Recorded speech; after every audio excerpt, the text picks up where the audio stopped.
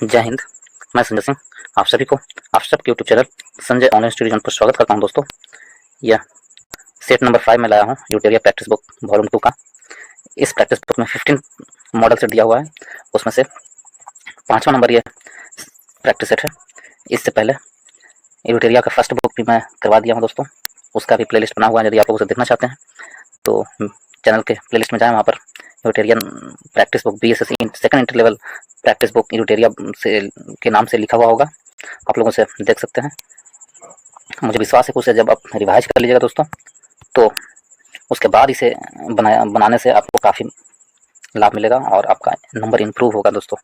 इसलिए first practice set देख लीजिए, उसके बाद सेकेंड वॉल्यूम का प्रैक्टिस सेट बनाइए। और 5वां सेट में डाल रहा हूँ, ये 1 से 4 तक मैं डाल चुका हूँ। यदि आप लोग उसे सीरियल वाइज बनाते हैं तो आप लोगों को काफ़ी मदद मिलेगा दोस्तों। और यदि आप लोग को अच्छा लगता है तो वीडियो को लाइक करें, दोस्तों ग्रुप में शेयर करें एंड चैनल को सब्सक्राइब करना ना भूलें। तो चलिए स्टार्ट करते हैं आज का प्रैक्टिस सेट नंबर 5 का पहला प्रश्न क्या कहता है प्रैक्टिस सेट नंबर 5 में? आज का पहला प्रश्न है, इसमें दिया हुआ है निम्नलिखित के आधार पर हिमालयी नदी की प्रायद्वीपीय नदी से तुलना करें। तो हिमालय नदी और प्रायद्वीपीय नदी में क्या तुलना है, ये हमसे पूछा गया है। दोनों में क्या तुलना है, क्या अंतर है हिमालय नदी और प्रायद्वीपीय नदी में? यदि हम देखें, अधिकांश हिमालय नदी बारहमासी है, जबकि अधिकांश प्रायद्वीपीय नदी वर्षा पर निर्भर करती है। बिल्कुल सही है, अधिकांश हिमालय नदी बारहमासी है और अधिकांश प्रायद्वीपीय नदी बारहमासी पर निर्भर करता है, ये सही है। हिमालय नदी की ढाल प्रायद्वीपीय नदी की तुलना में अधिक खड़ा है, तो ये भी सही है। हिमालय नदी की ढाल प्रायद्वीपीय नदी की तुलना में काफ़ी अधिक है। प्रायद्वीपीय नदी हिमालय नदी की तुलना में अपने रास्ते में अधिक क्षरण का कारण बनाती है, तो ये गलत है। हिमालय नदी है जो प्रायद्वीपीय नदी की तुलना में अधिक क्षरण बनाती है, न कि प्रायद्वीपीय नदी हिमालय नदी की तुलना में हिमालय नदी से ज़्यादा। तो कथन नंबर 3 गलत है। कथन फर्स्ट एंड कथन सेकंड सही है। इस प्रकार ऑप्शन नंबर ए हमारा सही आंसर होगा। सही उत्तर का चयन करना था, तो ऑप्शन नंबर ए सही आंसर है। नेक्स्ट प्रश्न चलते हैं दोस्तों। प्रश्न नंबर 2 में हम लोग देखेंगे। प्रश्न नंबर 2 में है, राजस्थान में स्थित खेतड़ी खदान किसके लिए प्रसिद्ध है? तो राजस्थान में जो खेतड़ी है वो आपको तांबा के लिए प्रसिद्ध है। ऑप्शन नंबर ए हमारा सही आंसर है। तांबा के लिए प्रसिद्ध है राजस्थान में खेतड़ी। ऑप्शन नंबर ए सही आंसर है। ऑप्शन नंबर ए सही आंसर है, तांबा के लिए। ठीक है, राजस्थान का खेतड़ी है। और खेतड़ी राजस्थान में जयपुर जिले के अंतर्गत जयपुर नगर से 80 मील उत्तर में स्थित नगर है। खेतड़ी में भारत का एकमात्र तांबा उत्पादक संस्थान हिंदुस्तान कॉपर लिमिटेड स्थित है, खेतड़ी में ही स्थित है, जिस वजह से भी यह देश में विशेष स्थान रखता है। तांबा उत्पादन में अग्रणी मध्य प्रदेश और भंडारण में अग्रणी राजस्थान है। यदि आपसे पूछ लिया जाए कि तांबा उत्पादन में भारत के राज्यों में प्रथम स्थान कौन सा रखता है, तो मध्य प्रदेश तांबा उत्पादन में प्रथम स्थान रखता है। लेकिन तांबा भंडारण में सबसे अधिक किस राज्य में है, तो राजस्थान में सबसे अधिक तांबा का भंडारण है। तो ऑप्शन नंबर ए हमारा सही आंसर है। थर्ड नंबर प्रश्न, अंडमान निकोबार द्वीप समूह में गद्दीदार चोटी यानी सैंडल पीक का ही एक अलग नाम है। गद्दीदार चोटी सैंडल पीक का नाम है, कहाँ स्थित है? तो अंडमान निकोबार द्वीप समूह में जो गद्दीदार चोटी यानी सैंडल पीक है वो उत्तरी अंडमान में है। ऑप्शन नंबर डी हमारा सही आंसर है। सैंडल पीक कहाँ स्थित है, तो उत्तरी अंडमान में। ऑप्शन नंबर डी सही आंसर है। ऑप्शन नंबर डी सही आंसर है। अंडमान एवं निकोबार द्वीप समूह में उत्तरी अंडमान में स्थित है सैंडल पीक, जिसकी ऊंचाई 738 मीटर है। और सैंडल पीक है जो अंडमान निकोबार द्वीप समूह का सबसे ऊंची चोटी है। 738 मीटर ऊंचा है ये, और अंडमान निकोबार द्वीप समूह का सबसे ऊंची चोटी सैंडल पीक है। ठीक है, उत्तरी अंडमान में स्थित है। और एक और ग्रेट निकोबार में एक चोटी है, उसका नाम है माउंट थुलियर। माउंट थुलियर कहाँ है, तो ग्रेट निकोबार में स्थित है माउंट थुलियर, और 642 मीटर है। दूसरी ऊंची चोटी कौन है, माउंट थुलियर, जो ग्रेट निकोबार में है। और माउंट डियोवाली मध्य अंडमान में है, 515 मीटर है। माउंट हैरियट, ये भी प्रश्न पूछा जाता है दोस्तों माउंट हैरियट के बारे में। माउंट हैरियट कहाँ स्थित है, तो दक्षिणी अंडमान में स्थित है, 450 मीटर है। दक्षिणी अंडमान में स्थित है माउंट हैरियट, 450 मीटर ऊंचा है। तो ऑप्शन नंबर डी हमारा सही आंसर है। नेक्स्ट पे चलते हैं। 4 नंबर प्रश्न में, निम्नलिखित में से कौन सा राज्य है जिसकी अंतर्राष्ट्रीय सीमाएं 3 देशों के साथ नहीं लगती हैं? तो कौन से राज्य की अंतर्राष्ट्रीय सीमाएं 3 देशों के साथ नहीं लगती हैं, तो वो है, यदि हम देखें इसमें पश्चिम बंगाल, तो पश्चिम बंगाल की सीमाएं 3 देशों से लगती है। कौन? सिक्किम की सीमाएं 3 देशों से लगती है, और अरुणाचल प्रदेश की सीमाएं 3 देशों से लगती है। तो इसमें से मिजोरम है जिसकी सीमाएं 3 देशों से नहीं लगती। ऑप्शन नंबर सी हमारा सही आंसर है। पश्चिम बंगाल को देखें तो नेपाल से, भूटान से और बांग्लादेश से। ये 3 देशों से पश्चिम बंगाल की सीमाएं रखती है। सिक्किम की सीमाएं देखें दोस्तों तो नेपाल से, भूटान से और चाइना से लगती है, तिब्बत से लगती है। ये 3 देशों से सिक्किम की सीमा लगती है। तो मिजोरम का सीमा बांग्लादेश और म्यांमार से सीमा लगती है मिजोरम का। तो ऑप्शन नंबर सी हमारा सही आंसर मिजोरम। यदि यहाँ पर देखो, यहाँ पर ये पूर्वी घाट पश्चिमी उत्तर पूर्व में जो राज्य स्थित है, यहाँ अरुणाचल प्रदेश है, नागालैंड है, मणिपुर है और मिजोरम है यहाँ पर। ठीक है, और यहाँ पर आपको ऊपर चल करके यहाँ पर सिक्किम है, यहाँ पर मेघालय है और यहाँ पर सिक्किम है दोस्तों। तो और बीच में असम है, नीचे में यहाँ पर लटका हुआ त्रिपुरा है। तो इस प्रकार यदि देखें तो यहाँ सिक्किम, पश्चिम बंगाल और अरुणाचल प्रदेश, ये 3 राज्य हैं जो 3 देशों से सीमा बनाती है, लेकिन मिजोरम का नहीं बनाती। ऑप्शन नंबर सी हमारा सही आंसर। नेक्स्ट प्रश्न चलते हैं 5 नंबर प्रश्न जो इसमें दिया गया निम्नलिखित में से कौन सा राजस्थान का मरुस्थलीय जिला नहीं है। राजस्थान का मरुस्थलीय जिला कौन नहीं है? तो राजस्थान का मरुस्थलीय जिला कौन नहीं है वो प्रश्न है। कोटा जो है राजस्थान का मरुस्थलीय जिला नहीं है। ऑप्शन नंबर ए हमारा सही आंसर। कोटा, कोटा राजस्थान का मरुस्थलीय जिला नहीं है। राजस्थान में अरावली पर्वत स्थल के पश्चिम में विस्तृत मरुस्थलीय क्षेत्र है जिसे मरुस्थलीय या थार कहते हैं। अरावली पर्वत के पश्चिम में, अरावली पर्वत ये है, इस तरह से अरावली पर्वत का ये है और ये विंध्याचल पर्वत का है दोस्तों। तो अरावली पर्वत के जो पश्चिम में है, पश्चिम में वो भाग मरुस्थलीय है। तो कोटा मरुस्थलीय नहीं पड़ता है, बाकी बाड़मेर, चूरू, जैसलमेर ये सब क्या है, राजस्थान का मरुस्थलीय जिला है। तो ऑप्शन नंबर ए हमारा सही आंसर है। और यदि हम देखें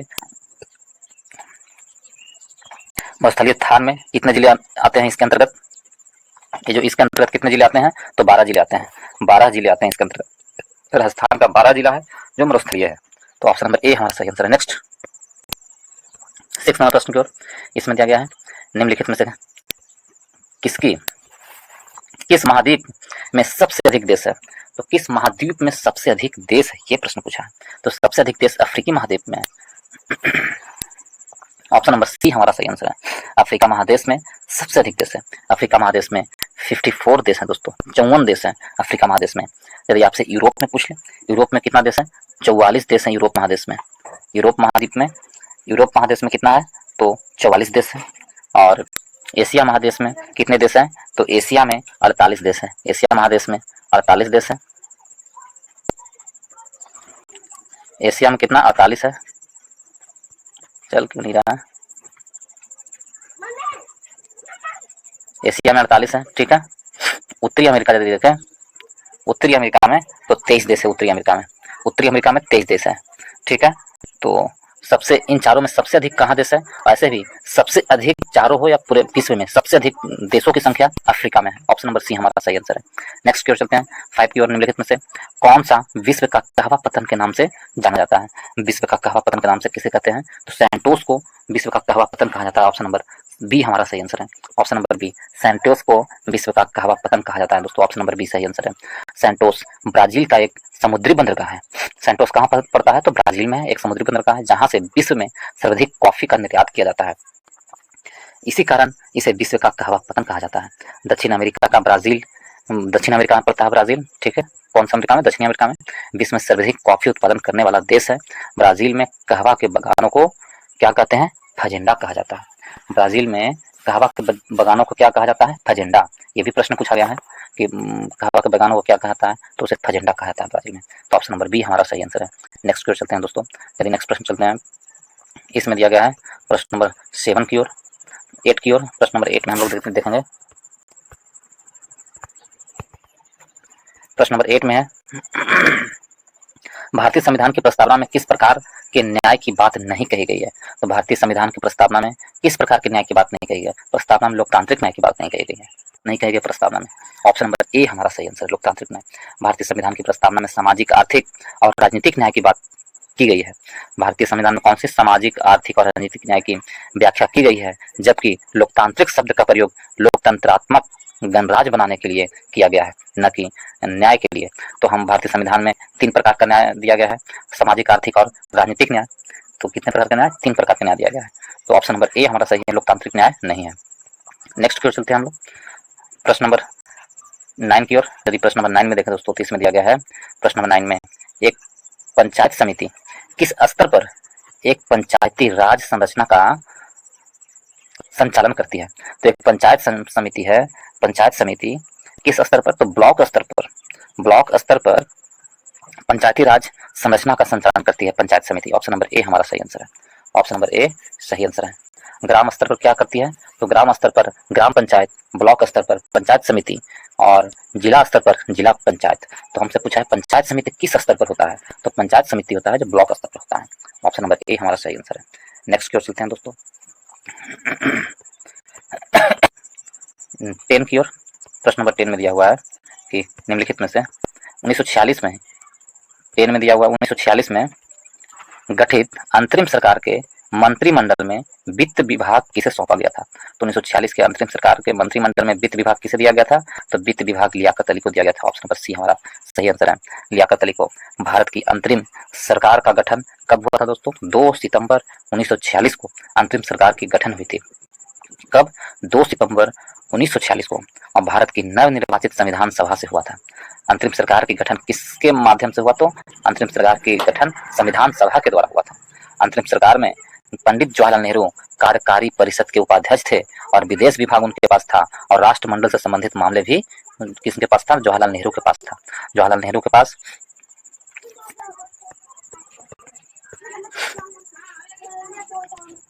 ठीक है। और वल्लभ भाई पटेल के बारे में देखें तो वल्लभ भाई पटेल के पास गृह था और सूचना एवं प्रसारण जो भी था वो वल्लभ भाई पटेल के पास था, गृह मंत्रालय और सूचना एवं प्रसारण मंत्रालय। बालदेव सिंह के पास रक्षा मंत्री था दोस्तों, बालदेव सिंह के पास रक्षा मंत्री था। राजेंद्र प्रसाद, डॉक्टर राजेंद्र प्रसाद के पास क्या था? खाद्य आपूर्ति, खाद्य एवं कृषि था जो डॉक्टर राजेंद्र प्रसाद के पास था। और आशफ अली के पास रेलवे था, आशफ अली के पास क्या था? रेलवे। जगजीवन राम के पास क्या था? श्रम संसाधन मंत्रालय जो था जगजीवन राम के पास था। और लियाकत अली के पास वित्त मंत्री था। तो ऑप्शन नंबर सी हमारा सही आंसर है। 11 नंबर प्रश्न पे चलते हैं दोस्तों। नेक्स्ट में है 11 नंबर प्रश्न में इसमें दिया गया है 11 में कि निम्न में से कौन सा मूल अधिकार केवल भारत के नागरिकों को प्राप्त है? तो केवल भारत के नागरिकों को प्राप्त है कौन सा मूल अधिकार? तो अभिव्यक्ति का अधिकार है जो केवल भारत के नागरिकों को प्राप्त है। ऑप्शन नंबर डी हमारा सही आंसर है। देखिए केवल भारत के नागरिकों के लिए प्राप्त है। यदि आपसे ये पूछ लिया जाए, कई बार ये प्रश्न पूछा गया है दोस्तों कि कौन सा अनुच्छेद केवल भारत के नागरिकों को प्राप्त है, तो आप याद रखिएगा 15, 16, 19 और 29। ऊपर लिख देता हूँ 29 और 30। 15, 16, 19, 29, 30 ये जो अनुच्छेद है दोस्तों केवल भारतीयों को प्राप्त है। 15, 16, 19, 29, 30 ये जो है केवल भारतीयों को प्राप्त है। ठीक है, ये 5 है केवल भारतीयों को प्राप्त है। तो हमसे पूछा है मूल अधिकार केवल भारत के नागरिकों को प्राप्त है, तो केवल भारत के नागरिकों को प्राप्त कौन सा है? तो अभिव्यक्ति का अधिकार है जो केवल भारत के नागरिकों को प्राप्त है। तो ऑप्शन नंबर डी हमारा सही आंसर है। नेक्स्ट क्वेश्चन चलते हैं।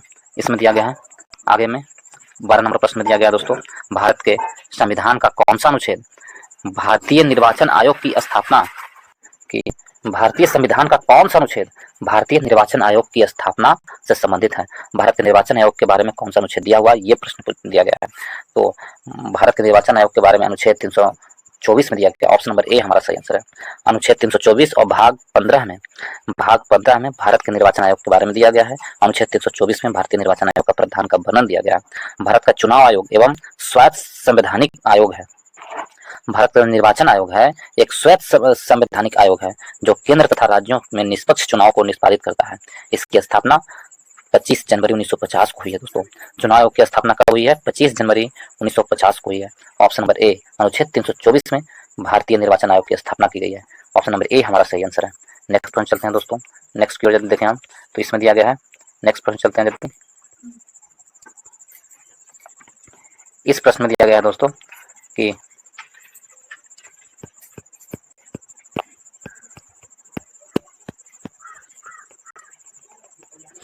निम्नलिखित भारतीय राज्यों में से किसकी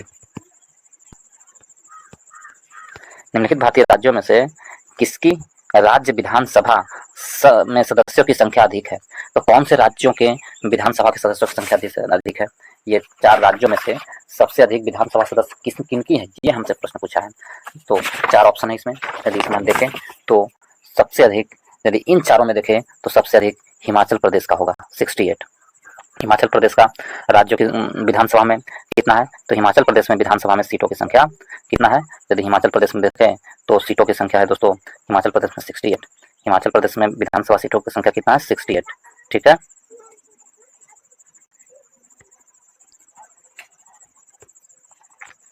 इतना है 68 है हिमाचल प्रदेश में, ठीक है। और अरुणाचल प्रदेश में देखें तो अरुणाचल प्रदेश में 60 है, अरुणाचल प्रदेश में 60 है, मेघालय में 60 है, मणिपुर में सीटों की संख्या यदि हम देखें तो मणिपुर में सीटों की संख्या भी 60 है। इन तीनों में बराबर बराबर है, लेकिन अरुणाचल प्रदेश में सीटों की संख्या 68 है। तो इन चारों में से option number B Himachal Pradesh में सीटों की संख्या 68 है, तो ऑप्शन नंबर बी हमारा सही आंसर होगा। ऑप्शन नंबर बी, इस प्रकार ऑप्शन नंबर बी हमारा सही आंसर है, हिमाचल प्रदेश। इन चारों में से हिमाचल प्रदेश की सीटों की संख्या 68 है। नेक्स्ट की ओर चलते हैं 14 नंबर प्रश्न में। 14 में दिया गया है संसद के संयुक्त सत्र की अध्यक्षता कौन करता है। संसद के संयुक्त सत्र की अध्यक्षता यदि हम देखें तो वो लोकसभा के अध्यक्ष करते हैं। ऑप्शन नंबर सी हमारा सही आंसर है, लोकसभा के अध्यक्ष हैं जो संसद के संयुक्त सत्र की अध्यक्षता करती है। ऑप्शन नंबर सी हमारा सही आंसर है। संसद के संयुक्त अधिवेशन की अध्यक्षता लोकसभा के अध्यक्ष अनुच्छेद 118 के अंतर्गत करते हैं। हालांकि इस अधिवेशन को आहूत यानी बुलाने का काम कौन करते हैं, तो राष्ट्रपति को अधिकार है बुलाने का अधिकार या समाप्त करने का अधिकार। और अभी तक कुल 3 बार संसद का संयुक्त अधिवेशन आयोजित किया गया है। कितने बार? कुल 3 बार संसद का संयुक्त अधिवेशन आयोजित किया गया है। पहला बार आयोजित किया गया था 1961 में दहेज प्रतिबंध विधेयक के मामले में। दोस्तों पहली बार संसद का संयुक्त अधिवेशन बुलाया गया था वर्ष 1961 में दहेज प्रतिबंध विधेयक के मामले में। दूसरी बार 1978 में बैंकिंग सेवा विधेयक के मामले में, और तीसरी बार 2002 में आतंकवाद निवारण विधेयक के मामले में। तो इस प्रकार ये 3 बार लाया गया था संयुक्त अधिवेशन। तो ऑप्शन नंबर सी, अध्यक्षता कौन करता है, तो लोकसभा अध्यक्ष करते हैं। ऑप्शन नंबर सी हमारा सही आंसर है। नेक्स्ट की ओर चलते हैं दोस्तों। नेक्स्ट में दिया गया है हाउस ऑफ द पीपुल्स को लोकसभा का नाम किस वर्ष दिया गया था। तो लोकसभा का नाम हाउस ऑफ पीपुल्स को वर्ष 1954 में दिया गया था। ऑप्शन नंबर ए हमारा सही आंसर है। हाउस ऑफ द पीपुल के लिए 14 मई 1954 को लोकसभा नाम दिया गया था। ऑप्शन नंबर ए हमारा सही आंसर है। नेक्स्ट की ओर चलते हैं दोस्तों। यदि इसमें देखें 60 नंबर प्रश्न में देखें हम, तो इसमें दिया गया कुछ विपणन प्रणाली में सुधार के लिए भारत सरकार द्वारा अपनाया गया नीतिगत उपाय क्या है। तो नीतिगत उपाय क्या है भारत सरकार द्वारा अपनाया गया, तो नीतिगत उपाय है सार्वजनिक वितरण प्रणाली पीडीएस के द्वारा, न्यूनतम समर्थक मूल्य एमएसपी के द्वारा, और बफर स्टॉक रख रखाव। ये सभी का सभी है। ऑप्शन नंबर डी हमारा सही आंसर है। कृषि विपणन प्रणाली में सुधार के लिए भारत सरकार के द्वारा अपनाया गया नीतिगत उपाय क्या है, तो उपरोक्त में सभी। ऑप्शन नंबर डी हमारा सही आंसर है। आगे की ओर चलते हैं दोस्तों। प्रश्न नंबर 17 की ओर मैचिंग दिया हुआ, इसमें हम लोग मैच करने की कोशिश करेंगे। तो चलिए देखते हैं। धूसर क्रांति, गुलाबी क्रांति, रजत क्रांति और लाल क्रांति। यदि इसे हम मैच करें तो लाल क्रांति टमाटर और मांस से संबंधित है, ये हो जाएगा लाल क्रांति। और यदि हम रजत क्रांति देखें, रजत क्रांति आपको अंडे से संबंधित है दोस्तों, रजत क्रांति अंडे से। और उर्वरक क्रांति आपको धूसर से संबंधित है, उर्वरक क्रांति। और गुलाबी क्रांति प्याज से संबंधित है।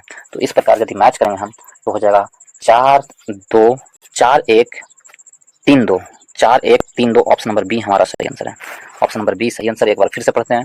धूसर क्रांति उर्वरक फर्टिलाइजेशन के लिए, गुलाबी क्रांति प्याज का उत्पादन, रजत क्रांति अंडे का उत्पादन, और लाल क्रांति टमाटर और मांस का उत्पादन। ऑप्शन नंबर बी हमारा सही आंसर है।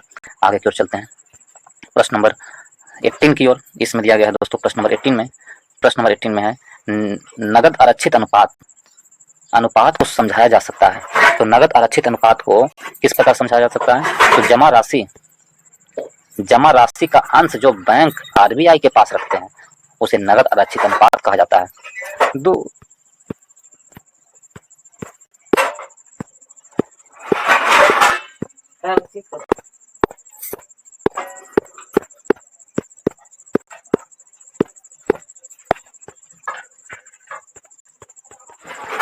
तो ऑप्शन नंबर ए हमारा सही आंसर है। नगद आरक्षित अनुपात किसके लिए है, तो नगद आरक्षित अनुपात जो है जमा राशि का अंश जो बैंक आरबीआई के पास रखते हैं उसे नगद आरक्षित अनुपात कहा जाता है। तो ऑप्शन नंबर ए हमारा सही आंसर है। नेक्स्ट की ओर चलते हैं दोस्तों।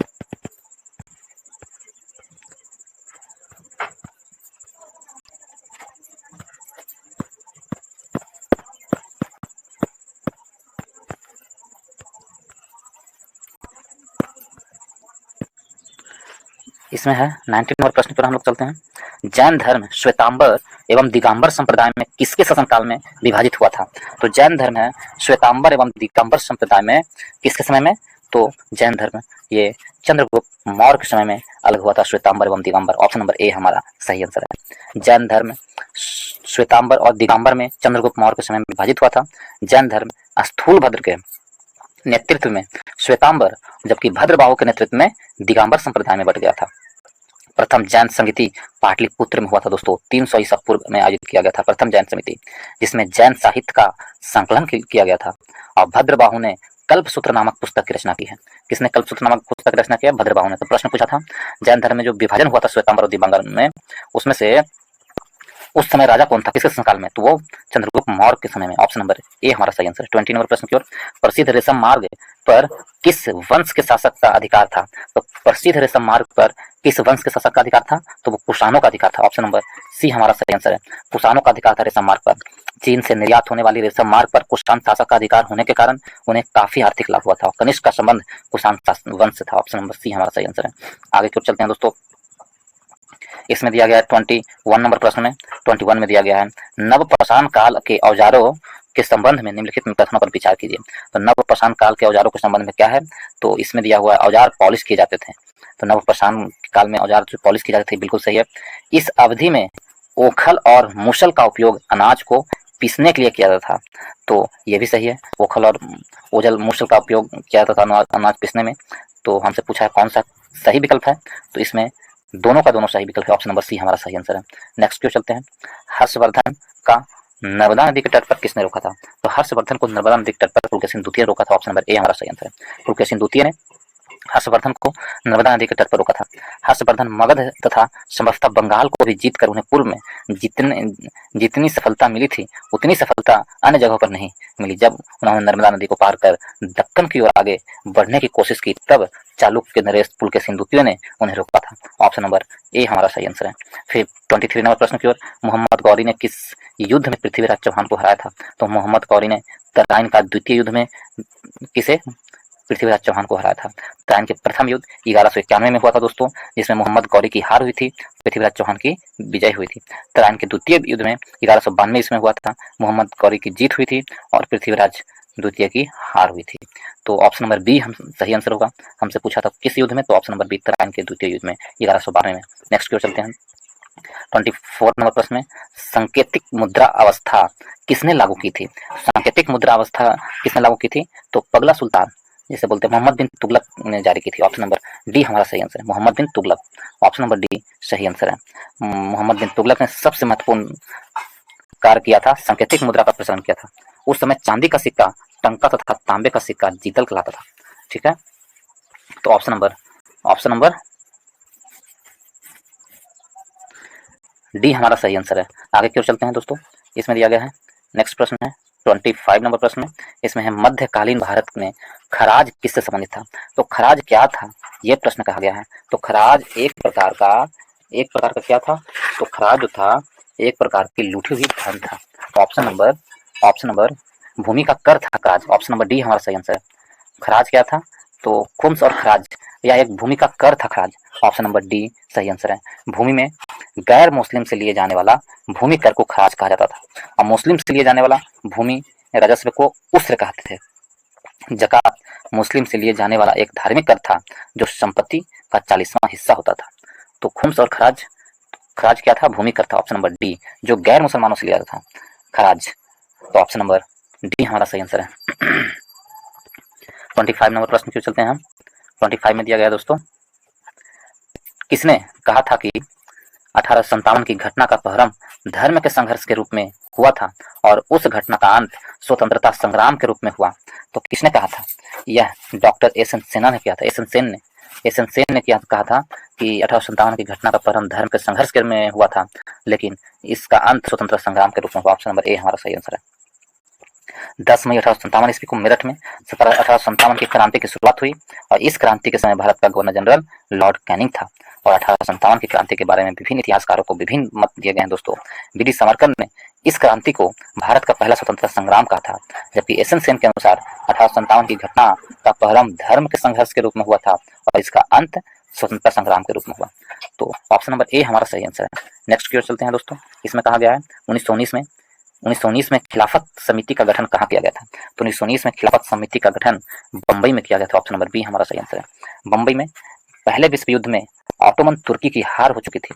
इस आशय की अफवाहें फैली हुई थी कि इस्लामिक विश्व के आध्यात्मिक नेता खलीफा ऑटोमन सम्राट पर एक बहुत सख्त शांति संधि थोपी जाएगी। खलीफा की तत्कालीन शक्तियों की रक्षा के लिए मार्च 1919 में बंबई में एक खिलाफत समिति का गठन किया गया था। ऑप्शन नंबर बी सही आंसर है। नेक्स्ट की ओर चलते हैं दोस्तों।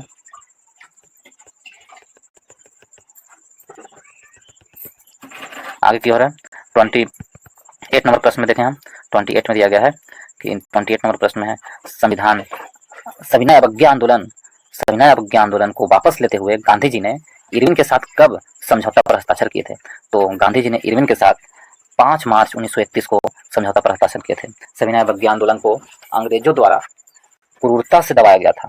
इसे देखते हुए महात्मा गांधी ने आंदोलन को 5 मार्च 1931 को इरविन के साथ समझौता पर हस्ताक्षर किए थे। तो इस प्रकार ऑप्शन नंबर बी हमारा सही आंसर है। 29 नंबर में भारत छोड़ो आंदोलन का प्रस्ताव किस बैठक में पारित हुआ था? तो भारत छोड़ो आंदोलन का प्रस्ताव वर्धा, ऑप्शन नंबर बी हमारा सही आंसर। प्रस्ताव पारित हुए थे वर्धा में, ठीक है। भारत छोड़ो आंदोलन का प्रस्ताव पारित कब कहाँ हुई थी? तो वर्धा में हुआ था। तो ऑप्शन नंबर बी हमारा सही आंसर है। नेक्स्ट की ओर चलते हैं दोस्तों 30 की ओर। 30 नंबर प्रश्न की वजह देखें हम।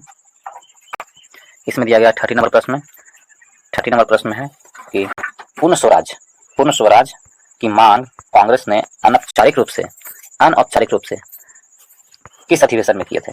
तो पूर्ण स्वराज की मांग कांग्रेस ने अनौपचारिक रूप से किस अधिवेशन में किए थे? तो वो लाहौर के, ऑप्शन नंबर बी सही आंसर। वो लाहौर अधिवेशन में कांग्रेस ने अनौपचारिक मांग की थी, लाहौर अधिवेशन में। ऑप्शन नंबर बी सही आंसर है। क्या सही आंसर होगा? ऑप्शन नंबर बी सही आंसर है। लाहौर अधिवेशन में वर्ष 1929 में जवाहरलाल नेहरू की अध्यक्षता में हुई थी लाहौर अधिवेशन दोस्तों। और इसी में पूर्ण स्वराज की मांग को औपचारिक रूप से अनौपचारिक नहीं, औपचारिक रूप से मान लिया गया तथा और तय किया गया कि 26 जनवरी 1930 को स्वतंत्रता दिवस के रूप में मनाया जाएगा और उस दिन लोग पूर्ण स्वराज के लिए संघर्ष की शपथ लेंगे। इस उत्सव की ओर बहुत कम ही लोगों ने ध्यान दिया था। तो ऑप्शन नंबर बी हमारा सही आंसर है। आगे क्यों चलते हैं दोस्तों। अब 31 नंबर प्रश्न में इसमें दिया गया है कि मानव शरीर में विटामिन ए संचित रहता है, कहाँ संचित रहता है? यदि ये देखें तो मानव शरीर में विटामिन ए यकृत में संचित रहता है। ऑप्शन नंबर ए हमारा सही आंसर है। कहाँ संचित रहता है? तो यकृत में। विटामिन ए की कमी से क्या होता है? रतौंधी होता है दोस्तों। विटामिन ए का रासायनिक नाम रेटिनॉल है। विटामिन ए का प्रमुख स्रोत यदि हम देखें तो दूध है, मक्खन है, अंडा है, मछली का तेल है और गाजर है, सब विटामिन ए का प्रमुख स्रोत है। नेक्स्ट क्यों 32 नंबर में किस प्राणी के जीव द्रव में हेमोग्लोबिन का विलय हो जाता है? तो हेमोग्लोबिन का विलय किस प्राणी के जीव में होता है? तो ऑप्शन नंबर डी केचुआ के विलय हो जाता है। केचुआ के जीव द्रव में हेमोग्लोबिन का विलय होता है। ऑप्शन नंबर डी हमारा सही आंसर है। ऑप्शन नंबर डी सही आंसर है। नेक्स्ट की ओर चलते हैं 33 की ओर। 33 में क्या है? क्लोरोफिल का खनिज घटक है। क्लोरोफिल का खनिज घटक यदि देखें तो क्या है? क्लोरोफिल का खनिज घटक मैग्नीशियम है। ऑप्शन नंबर बी हमारा सही आंसर है। क्लोरोफिल का खनिज घटक मैग्नीशियम है। ऑप्शन नंबर बी सही आंसर है। नेक्स्ट की ओर चलते हैं दोस्तों, सुमेलित करना है। नेक्स्ट में प्रश्न नंबर 34 में दिया गया है, मैच करने के लिए दिया गया है दोस्तों। प्रश्न नंबर 34 में मैचिंग है, इसे हम लोग देखते हैं। इसमें दिया गया है जनन ग्रंथि, ठीक है। तो जनन ग्रंथि क्या होता है? तो इसमें जो है प्रोजेस्टेरॉन वो जनन ग्रंथि है। पीयूष ग्रंथि क्या है? तो पीयूष ग्रंथि वृद्धि हार्मोन होता है। पीयूष ग्रंथि वृद्धि हार्मोन है। अग्नाशय इंसुलिन स्रावित करता है। अग्नाशय अधिवृक्क में कार्टिसोल होता है। अधिवृक्क में यदि इस प्रकार मैच करें तो 2 3 1 4 हमारा सही आंसर होगा। 2 3 1 4 किसमें है? 2 3 1 4 हम लोग देखते हैं। 2 3 1 4 तो option number 2 3 1 4 option number C हमारा सही आंसर है। 2 3 1 4 ऑप्शन नंबर सी हमारा सही आंसर है। जनन ग्रंथि प्रोजेस्टेरॉन में है। पीयूष ग्रंथि वृद्धि हार्मोन में है। अग्नाशय ग्रंथि इंसुलिन में है। अधिवृक्क कार्टिसोल में है। ऑप्शन नंबर सी हमारा सही आंसर है। नेक्स्ट क्वेश्चन चलते हैं दोस्तों। इसमें दिया गया है 35 नंबर प्रश्न में इनमें से कौन सा पौधा नाइट्रोजन स्थिरीकरण में सहायक नहीं होता है? तो नाइट्रोजन स्थिरीकरण में कौन सा सहायक नहीं होता है? वो है धान का पौधा। नाइट्रोजन स्थिरीकरण में सहायक नहीं होता है। धान का पौधा नाइट्रोजन स्थिरीकरण में सहायक नहीं होता है, ठीक है। चना, मटर, सेम एवं अरहर आदि की मूल ग्रंथियों में विभिन्न प्रकार के जीवाणु पाए जाते हैं, जिसके कारण नाइट्रोजन स्थिरीकरण में सहायक होता है। जबकि धान के पौधा में धान के पौधा में नाइट्रोजन स्थिरीकरण का नहीं पाए जाते हैं। ठीक है, नेक्स्ट की ओर चलते हैं। और इसमें दोस्तों धान के पौधों में नाइट्रोजन की कमी हो जाती है और इसकी पूर्ति के लिए हम यूरिया, नील हरित शैवाल, एजोला आदि का प्रयोग किया जाता है इसकी पूर्ति के लिए। तो ऑप्शन नंबर डी हमारा सही आंसर है। 36 पौधों में अर्धसूत्री विभाजन के अध्ययन के लिए सबसे उपयुक्त भाग कौन सा है? तो पौधों में अर्धसूत्री विभाजन के लिए सबसे उपयुक्त है परागकोश। ऑप्शन नंबर सी हमारा सही आंसर है। ऑप्शन नंबर सी सही आंसर है, परागकोश है पौधों में सबसे उपयुक्त अर्धसूत्री विभाजन परागकोश। ऑप्शन नंबर सी सही आंसर है। नेक्स्ट की ओर चलते हैं। 37 नंबर प्रश्न में 37 में यदि देखें तो इसमें दिया गया कुनैन जो मलेरिया के लिए प्रमुख औषधि है वह प्राप्त होती है। कुनैन जो मलेरिया के लिए प्रमुख औषधि है वो किससे प्राप्त होती है? तो कुनैन है जो मलेरिया के लिए प्रमुख औषधि है जो हमें अनावृत्ति पादप से प्राप्त होती है। ऑप्शन नंबर अनावृत्ति बीजी के पादप से प्राप्त होती है। अनावृत्ति बीजी किससे? आवृत्ति बीजी, अनावृत्ति नहीं दोस्तों, आवृत्ति बीजी से प्राप्त होती है। ऑप्शन नंबर ए हमारा सही आंसर है। दोनों में थोड़ा सा फर्क है, आवृत्ति अनावृत्ति है। तो आवृत्ति पादप से हमें प्राप्त होता है मलेरिया का कुनैन। कुनैन मलेरिया के उपचार के लिए प्रमुख है और औषधि है जिसे सिनकोना नामक पौधे के छाल से प्राप्त होता है। यह पौधा एक आवृत्ति बीजी पादप है। कुनैन एक प्राकृतिक श्वेत क्रिस्टलीय एल्केलाइड है जिसका स्वाद तीखा होता है। इसका उपयोग जोड़ों के दर्द में, प्रियान में से उत्पन्न रोगों के उपचार में किया जाता है। तो ऑप्शन नंबर ए हमारा सही आंसर है। आगे की ओर चलते हैं दोस्तों। इसमें दिया गया है 38 में दिया गया है बीसीजी वैक्सीन का इस्तेमाल किसकी रोकथाम के लिए किया जाता है? तो बीसीजी वैक्सीन का इस्तेमाल हम लोग क्षय रोग को रोकथाम के लिए किया जाता है। ऑप्शन नंबर सी हमारा सही आंसर है, क्षय रोग। ऑप्शन नंबर सी सही आंसर है। बैसिलस कॉलमेट-यूरिन कहते हैं, बीसीजी का फुल फॉर्म होता है बैसिलस कॉलमेट-यूरिन। क्षय रोग को तपेदिक रोग भी कहते हैं, टीबी रोग भी कहा जाता है। टीबी यह टीका यदि जन्म के तुरंत बाद न लगाया जाए तो शिशु के जन्म के 12 माह के अंदर तक दिया जा सकता है। यह टीका जन्म के तुरंत बाद लगाया जाता है और यदि नहीं लगे तो 12 माह के अंदर लगाया जाता है। ठीक है, तो ऑप्शन नंबर सी हमारा सही आंसर है। 39 नंबर प्रश्न की ओर। एथलीट फुट बीमारी होती है, तो एथलीट फुट है जो फफूंद से होने वाली बीमारी है। ऑप्शन नंबर बी हमारा सही आंसर है। एथलीट फुट नामक बीमारी फफूंद से होती है। ट्राइकोफाइटोन द्वारा नामक विशेष फफूंद होता है, उसके द्वारा होता है। यह त्वचा में मुलायम हिस्से को प्रभावित करता है और खास तौर पर अंगुलियों के मध्य में इस रोग का संक्रमित मृदा से होती है। ऑप्शन नंबर बी हमारा सही आंसर है। आगे की ओर चलते हैं दोस्तों 40 नंबर प्रश्न की ओर। 40 में दिया गया है कि मनुष्य के शरीर में पसलियों में कितने जोड़े होते हैं? मनुष्य के शरीर में पसलियों के 12 जोड़े होते हैं। ऑप्शन नंबर ए हमारा सही आंसर है। पसलियों में 12 जोड़े अर्थात 24 हड्डियां होती है।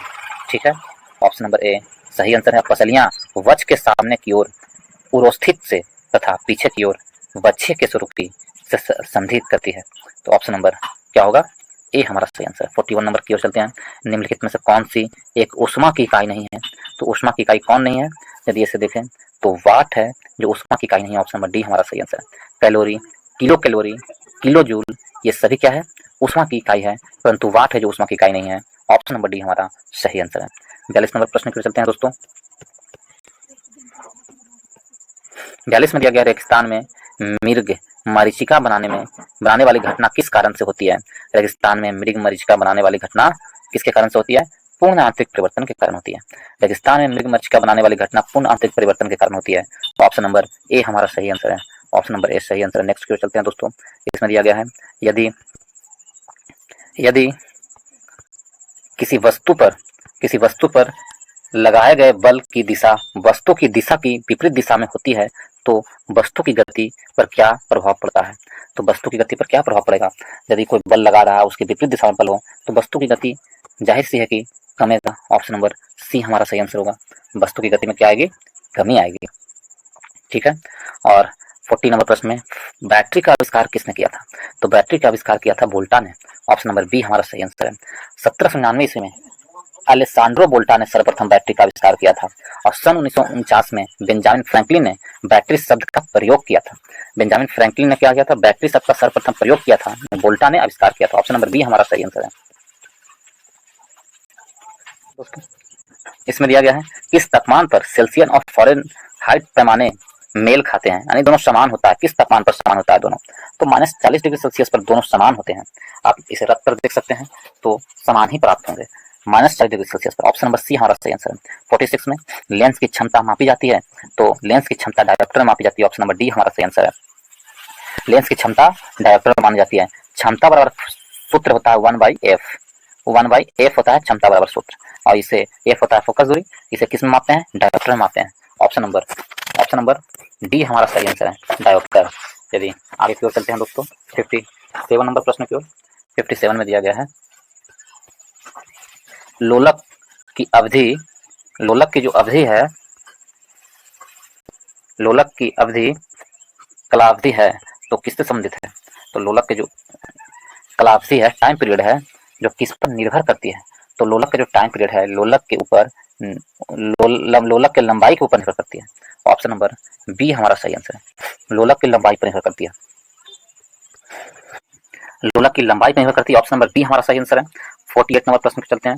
रमन प्रभाव का प्रकाश की उन किरणों से संबंधित है जो आर पर जाती है। रमन प्रभाव का प्रकाश है उन किरणों से संबंधित जो आर पर जाती है, तो कौन से किरणों से संबंधित है रमन प्रभाव, तो वो है option number D. Option number D सही आंसर होगा, ऑप्शन नंबर डी सही आंसर होगा। सभी पारदर्शी माध्यम के प्रकाश के द्वारा, क्या आंसर होगा, सभी पारदर्शी माध्यम। ऑप्शन नंबर डी सही आंसर है।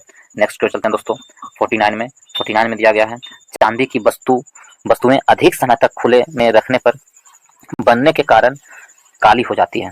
तो चांदी की वस्तु को यदि अधिक समय में खुले में रख दें तो क्या चीज बनने के कारण काली हो जाती है, तो वो है Ag2S के कारण, Ag2S के कारण। ऑप्शन नंबर ए डी हमारा सही आंसर है, ऑप्शन नंबर डी सही आंसर है, ऑप्शन नंबर डी सही आंसर है। ठीक है, यदि सिल्वर क्लोराइड हो तो सिल्वर क्लोराइड को AgCl को क्या कहते हैं, हॉर्न सिल्वर कहा जाता है, AgCl को हॉर्न सिल्वर कहा जाता है। और AgNO3 यानी सिल्वर नाइट्रेट को चुनावी स्याही होता है, सिल्वर नाइट्रेट जो फिलहाल में अभी चुनाव चल रहा है दोस्तों, और चुनाव में जो स्याही लगाया जाता है वो क्या चीज होता है, तो सिल्वर नाइट्रेट होता है उसमें लगा हुआ। हमारे हाथों में जो स्याही लगाया जाता है वो सिल्वर नाइट्रेट के होते हैं, और फोटोग्राफी में जो प्रयोग किए जाते हैं वो सिल्वर ब्रोमाइड होता है, सिल्वर ब्रोमाइड। और कृत्रिम वर्षा जो करवाई जाती है सिल्वर आयोडाइड के द्वारा किया जाता है। तो ऑप्शन नंबर डी हमारा सही आंसर है। 50 नंबर प्रश्न पे चलते हैं। 50 नंबर प्रश्न में दिया गया है दोस्तों, 50 नंबर प्रश्न में इसमें दिया गया है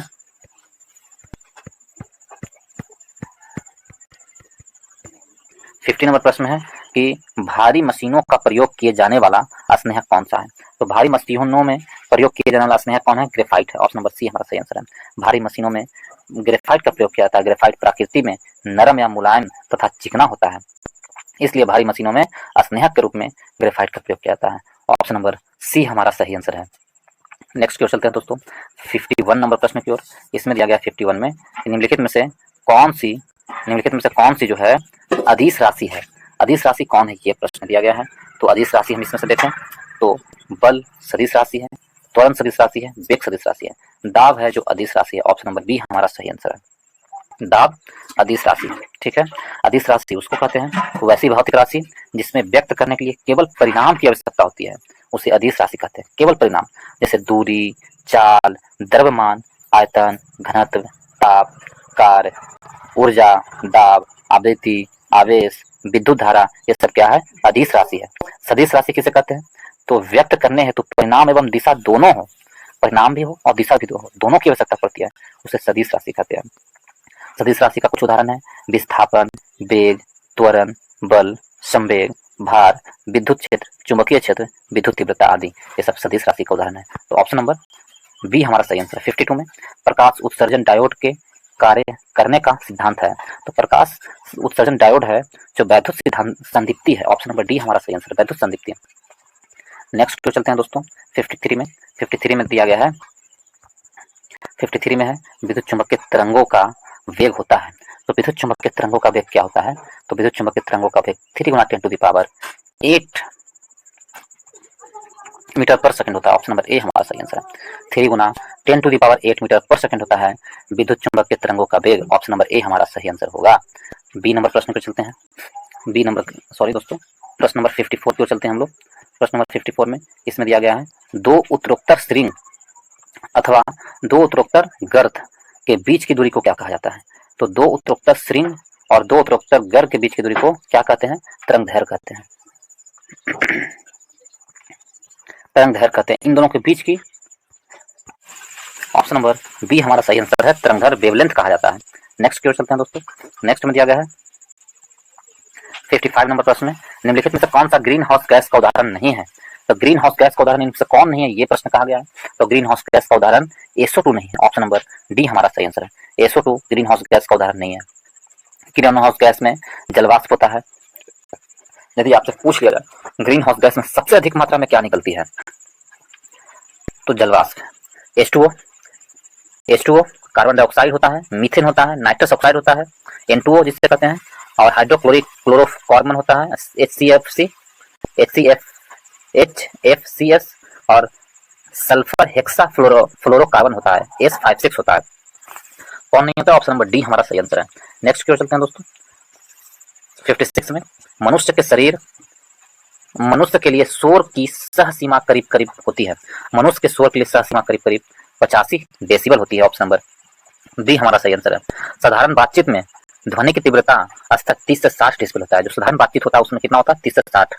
सोते हुए व्यक्ति को जो जागने के लिए 50 डेसिबल की ध्वनि पर्याप्त होती है। यदि कोई सोया हुआ व्यक्ति है, उसे जगाना हो तो 50 डेसिबल की ध्वनि से जगाया जा सकता है, और 80 डेसिबल के शोर में लगातार रहना हानिकारक सिद्ध होता है। तो मनुष्य के लिए शोर की सह सीमा करीब कितना है? तो 80 से 85 डेसिबल है। ऑप्शन नंबर बी हमारा सही आंसर है। नेक्स्ट की ओर 57 की ओर, निम्नलिखित में से कौन सा कार्बोहाइड्रेट जंतुओं में ऊर्जा का भंडारण माना जाता है। जंतुओं में ऊर्जा का भंडारण ग्लाइकोजन के द्वारा किया जाता है। ऑप्शन नंबर सी हमारा सही आंसर है, ग्लाइकोजन के द्वारा। मानव शरीर में युक्त कार्बोहाइड्रेट पाचन के अंतर्गत हाइड्रोग्लाइकोजन का निर्माण का संचयन करता है। कार्बोहाइड्रेट के प्रमुख कार्य है शरीर में संचित ईंधन का कार्य करना और शरीर को ऊर्जा प्रदान करना। ऑप्शन नंबर सी हमारा सही आंसर है। आगे की ओर चलते हैं दोस्तों।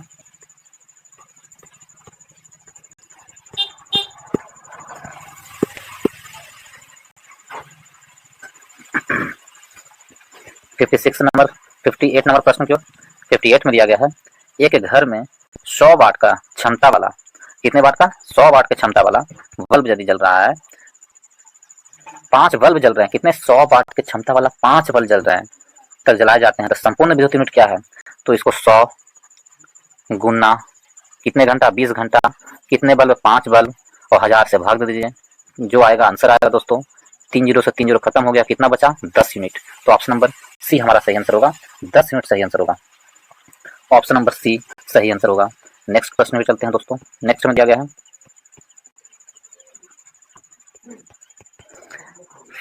59 में दिया गया है। 59 में है, पलकपक्कम के फास्ट ब्रीडर टेस्ट रिएक्टर में प्रयुक्त ईंधन है। तो फास्ट ब्रीडर टेस्ट रिएक्टर में प्रयुक्त ईंधन क्या होता है? तो पलकपक्कम के फास्ट ब्रीडर प्रयुक्त ईंधन में प्लूटोनियम होता है। ऑप्शन नंबर सी हमारा सही आंसर है, प्लूटोनियम। फास्ट ब्रीडर रिएक्टर में नियंत्रित श्रृंखला अभिक्रिया के साथ उत्पादित विखंडन पदार्थों को मात्रा व्यय होने वाले पदार्थों से अधिक होती है। और पलकपक्कम स्थित इंदिरा गांधी परमाणु अनुसंधान केंद्र में फास्ट ब्रीडर टेस्ट रिएक्टर में का संचालन प्रारंभ हो चुका है। इसमें प्लूटोनियम से यूरेनियम उत्पन्न होती है। क्या होता है? प्लूटोनियम ईंधन के रूप में। सी सही आंसर है। नेक्स्ट की ओर चलते हैं दोस्तों, 60 नंबर प्रश्न की ओर। 60 नंबर प्रश्न में दिया गया है, यदि आप लोग को दोस्तों इसी प्रकार प्रैक्टिस सेट का जीके जीएस रिवाइज करना हो दोस्तों, तो आपको रुक्मणी प्रकाशन के वॉल्यूम 2 का प्रैक्टिस सेट का जीके जीएस पूरा मैं अपलोड कर चुका हूँ, और क्रॉन पब्लिकेशन का भी प्रैक्टिस बुक का जीके जीएस जो भी दिया हुआ था प्रैक्टिस बुक में 75 प्रश्न, वो सारा वीडियो अपलोड कर चुका हूँ।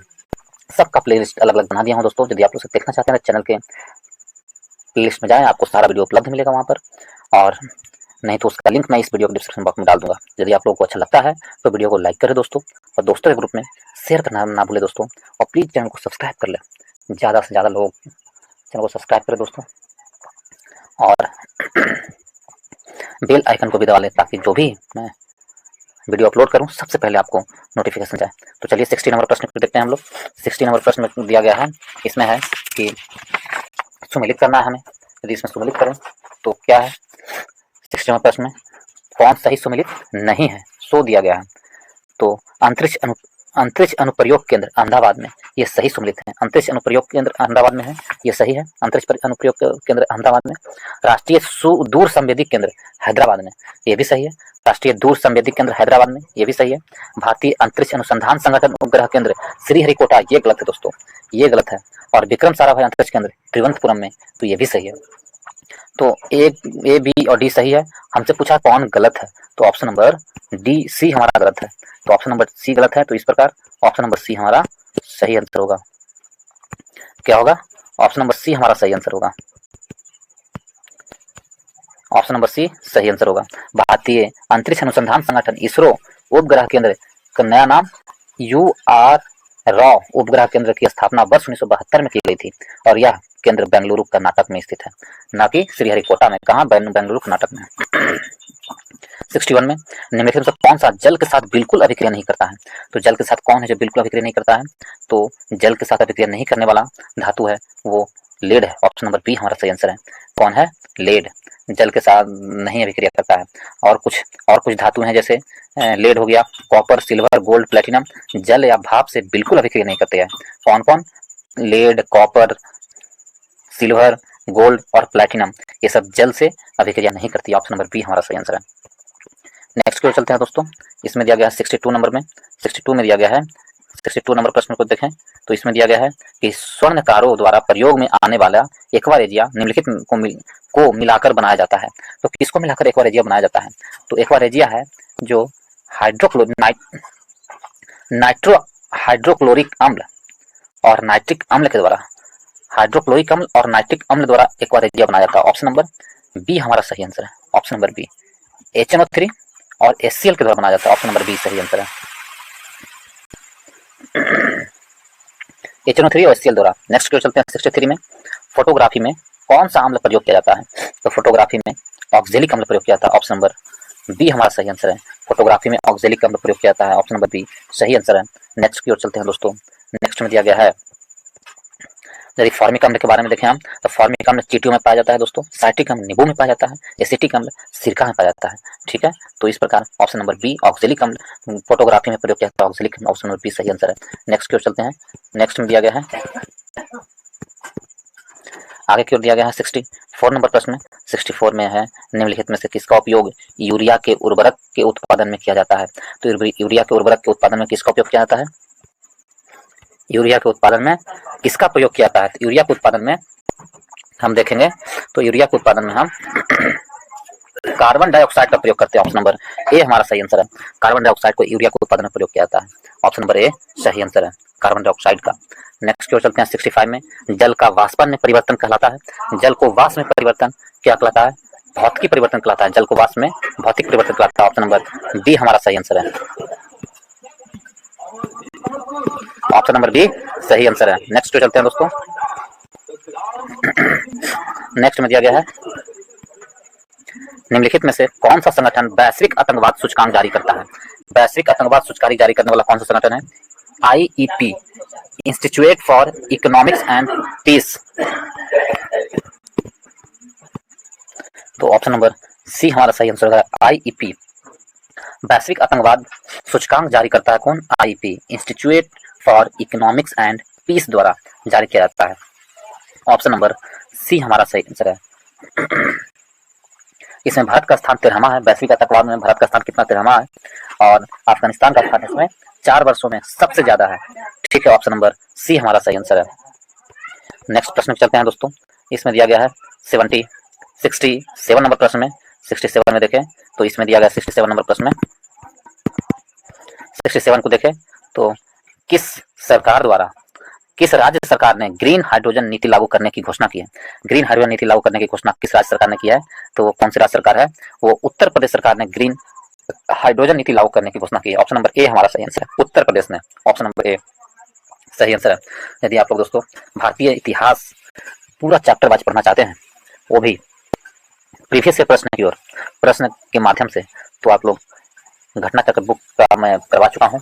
आप लोग इस चैनल के प्ले लिस्ट में जाएं, वहाँ पर घटना चक्र बुक के नाम से प्राचीन इतिहास, मध्यकालीन इतिहास और आधुनिक इतिहास दिया गया है। और यदि आप लोग उसी तरह भारतीय संविधान पढ़ना चाहते हैं तो उसका भी पूरा चैप्टर वाइज अपलोड कर दिया हूँ। आधुनिक संविधान को भी चैप्टर वाइज अपलोड कर चुका हूँ। यदि आप लोग उसे देखना चाहते हैं तो देख ले उसको दोस्तों, और मुझे विश्वास है उसे देखने से आप लोग को निश्चित रूप से आपका जो स्कोर है उसमें कम से कम 5 से 10 नंबर का बढ़ोतरी जरूर होगा दोस्तों। इसलिए आप उसे देख लें तो काफ़ी लाभ मिलने वाला है आप लोग को। यदि आप लोग को अच्छा लगता है तो वीडियो को लाइक करें दोस्तों, दोस्तों के ग्रुप में जितना भी ग्रुप है सभी ग्रुप में शेयर कर दें एंड चैनल को सब्सक्राइब करना भूलें। तो चलिए 68 नंबर प्रश्न को देखते हैं। भारतीय स्टेट बैंक SBI ने हाल ही में किसे अपना ब्रांड एम्बेसडर नियुक्त किया है? तो एसबीआई ने MS धोनी को ब्रांड एम्बेसडर नियुक्त किया। ऑप्शन नंबर बी हमारा सही आंसर है। SBI ने MS धोनी को ब्रांड एम्बेसडर नियुक्त किया है। ऑप्शन नंबर बी सही आंसर है। और SBI की स्थापना 1955 में की गई थी। इसका मुख्यालय मुंबई में है। ऑप्शन नंबर बी सही है। नेक्स्ट की ओर चलते हैं दोस्तों। नेक्स्ट प्रश्न देखें तो दिया हुआ है त्रिपुरा राज्य किसे नियुक्त किया है? राज्यपाल किसे नियुक्त किया गया है? त्रिपुरा राज्य के राज्यपाल किसे नियुक्त किया गया है? तो त्रिपुरा राज्य के राज्यपाल के रूप में किसे? नेल्लू इंद्रसेन रेड्डी को। ऑप्शन नंबर बी हमारा सही आंसर है। नेल्लू इंद्रसेन रेड्डी को नियुक्त किया गया त्रिपुरा राज्य का राज्यपाल। ऑप्शन नंबर बी सही आंसर है। ऑप्शन नंबर बी सही आंसर है। अभी फिलहाल में कुछ राज्यों के राज्यपाल को चेंज किया गया दोस्तों, जिसमें आंध्र प्रदेश में राज्यपाल कौन है? न्यायमूर्ति एस अब्दुल नजीर हैं। बिहार के राज्यपाल राजेंद्र विश्वनाथ आर्लेकर हैं। उड़ीसा के राज्यपाल रघुवर दास हैं। और झारखंड के राज्यपाल CP राधाकृष्णन हैं। तो हमसे पूछा था उड़ीसा का, तो नल्लू इंद्रसेन रेड्डी, ऑप्शन सेना रेड्डी, ऑप्शन नंबर बी सही आंसर है। 70 नंबर प्रश्न की ओर। रक्षा मंत्री राजनाथ सिंह ने कहां पर रक्षा मंत्री राजनाथ सिंह ने कहां पर भारतीय सैन्य विरासत महोत्सव के पहले संस्करण का उद्घाटन किया है? भारतीय सैन्य विरासत महोत्सव के पहले संस्करण का उद्घाटन रक्षा मंत्री ने नई दिल्ली में किया है। ऑप्शन नंबर ए हमारा सही आंसर है। कहां किया है? नई दिल्ली में किया है। ऑप्शन नंबर ए हमारा सही आंसर है। इसका मुख्य उद्देश्य सामाजिक स्थिरता, सुरक्षा रणनीति और अंतर्राष्ट्रीय मूल्यांकन को समझ को बढ़ावा देना है। ऑप्शन नंबर ए हमारा सही आंसर है। 71 नंबर प्रश्न पे चलते हैं दोस्तों। इसमें दिया गया है भारत ने इजराइल से भारतीयों को वापस लाने के लिए लॉन्च किया है। तो भारत ने इजराइल से भारतीयों को वापस लाने के लिए ऑपरेशन अजय लॉन्च किया है। ऑप्शन नंबर बी हमारा सही आंसर है।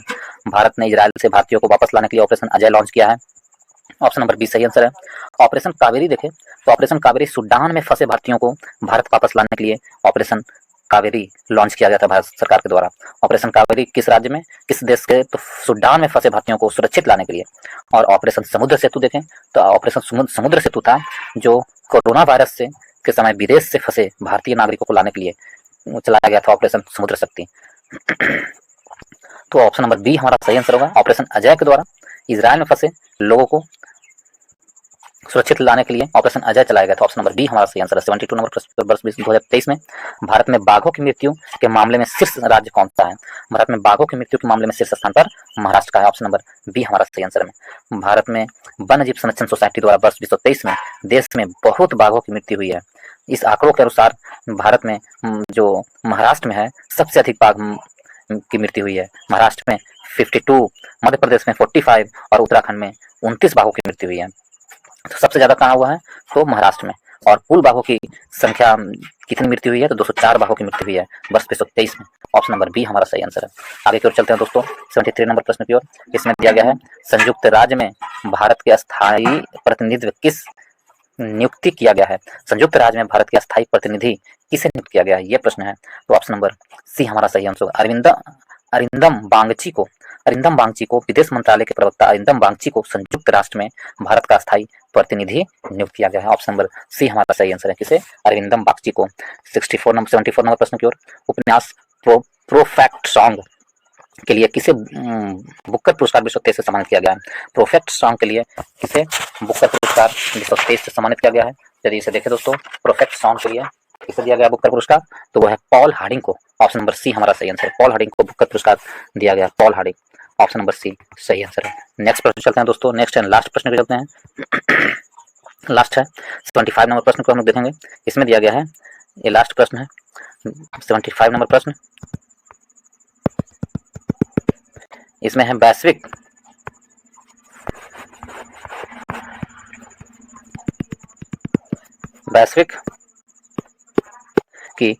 शांति सूचकांक 2023 में भारत का स्थान क्या है? तो वैश्विक शांति सूचकांक 2023 में भारत का स्थान 126वां है। वैश्विक शांति सूचकांक में भारत का स्थान कितना है? 126वां है। ऑप्शन नंबर बी हमारा सही आंसर होगा। इस सूचकांक में आइसलैंड शीर्ष स्थान पर है। इस सूचकांक पर भारत का स्थान 146वां है। और विश्व वैश्विक शांति सूचकांक कौन जारी करता है? IEP, institute for economic and peace द्वारा जारी किया था। ऑप्शन नंबर बी हमारा सही आंसर है। इसके साथ ही इस वीडियो को समाप्त करते हैं दोस्तों। यदि आप लोग को वीडियो अच्छा लगा हो तो वीडियो को लाइक करें, दोस्तों के ग्रुप में शेयर करें एवं चैनल को सब्सक्राइब करना भूलें दोस्तों। दोस्तों के जितने भी ग्रुप हैं सभी ग्रुप में, व्हाट्सअप, इंस्टाग्राम, फेसबुक, जितने भी ग्रुप है सभी ग्रुप में शेयर कर दें और चैनल को सब्सक्राइब करना ना भूलें। इसके साथ ही इस वीडियो को समाप्त करते हैं। इस वीडियो को देखने के लिए बहुत बहुत धन्यवाद।